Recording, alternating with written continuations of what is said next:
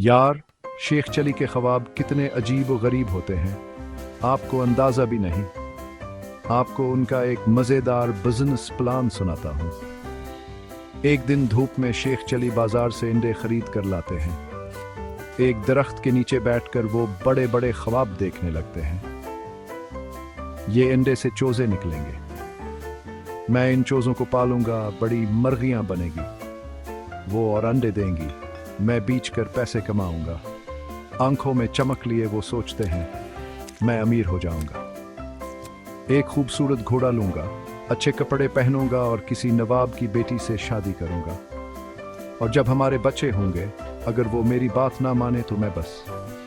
शेख चली सर हिलाते हैं ऐसे और ओ अंडे गिरे, टूट गए और सारे ख्वाब चकनाचूर।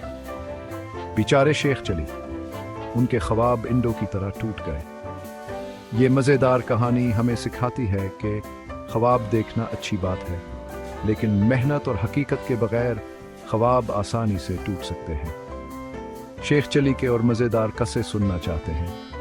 नीचे कमेंट्स में बताएं।